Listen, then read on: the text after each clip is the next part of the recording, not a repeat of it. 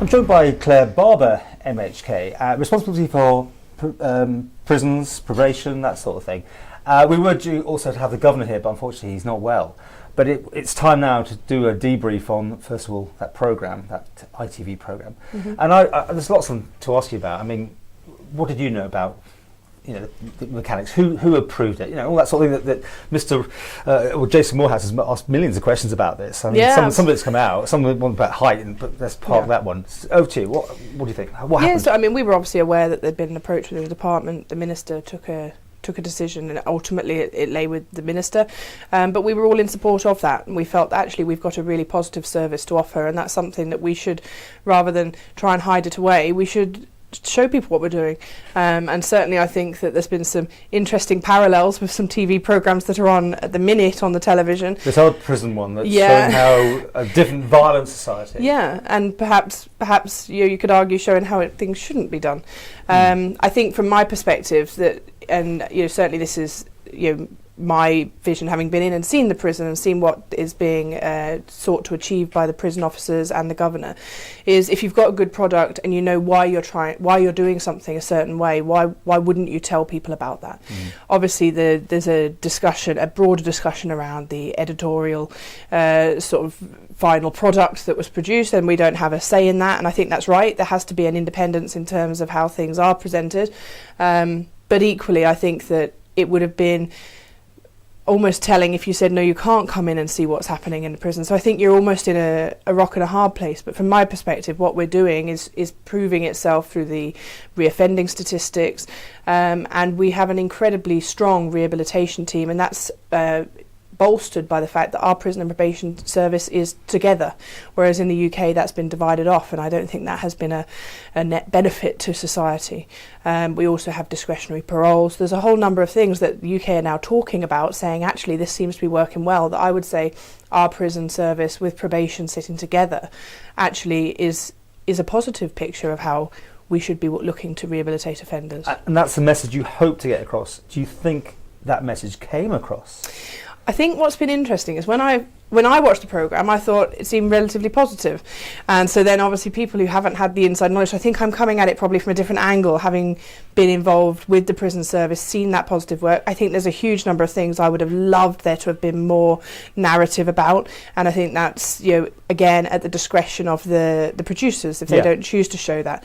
But we do a lot of work in the community, and that's both through the prison service and the probation service, that just didn't make it onto the show. Let's talk about this. I mean, you don't just naively say just come on and film what you want. You must have had sort of contractual arrangements in place to say we have to give you some checks and balances to this thing without having editorial control, obviously. Yeah. But, they couldn't just do what they wanted, right? Certainly, I wasn't engaged in putting the contracts together. That was something that was done through the comms division within government and with people more senior than me. But you've got responsibilities. It didn't involve you. That's interesting. Yeah, I think. Would you like to be involved? Looking back on it, maybe with hindsight, I don't know. Looking back on it in hindsight, would I have changed stuff? I mean, I don't know, because I don't know, it's not for me to know all the prisoners. That's very much operational. The programme was very much showing the operational day-to-day running of the prison, talking about how that interacts. They talked about the high-level strategy, which is around that rehabilitation of offenders and looking to reduce reoffending, that being obviously a key marker in most places, I would suggest, for how their prisons and probation services operate. So those are the things that tie in with Programme for Government. Those are the indicators that we work to. We have an incredibly clean prison. We have a safe prison. Yes, we have a completely different dynamic. But it's great to say all this, but people's perception has now been made by that programme. That will live with Coronation Street fans, presumably, who are waiting for the next half hour to come up.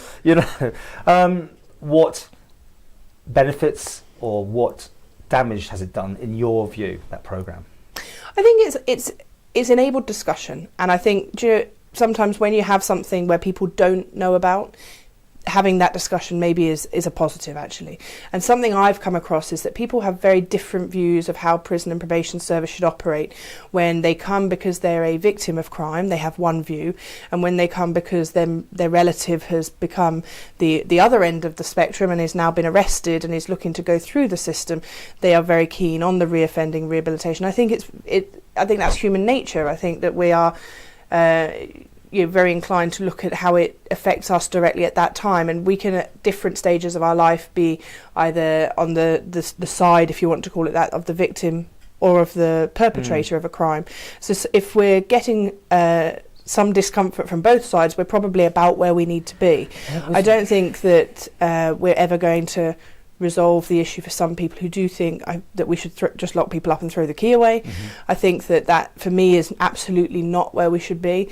And a very key message that I think that is important for us to get across is that the punishment is the loss of your liberties. So you go into a situation where you can't just choose to pop down to the shops. I take that.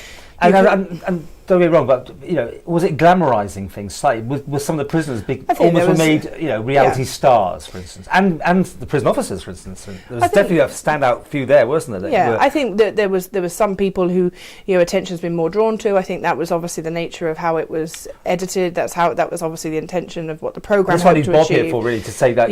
Were they encouraged to, when the prison officer went behind the bars and growled, was that an encouragement, or was that actually natural? I suppose he would answer those sort of questions. Yeah, I know. I mean, certainly I'm not aware that we have staged anything. Then Bob hasn't told people how to behave. And it wouldn't be him, but I'm thinking about, if they're cajoled. I mean, TV is TV, and they're looking for an entertainment. That was an entertainment show, wasn't it? That was not a documentary.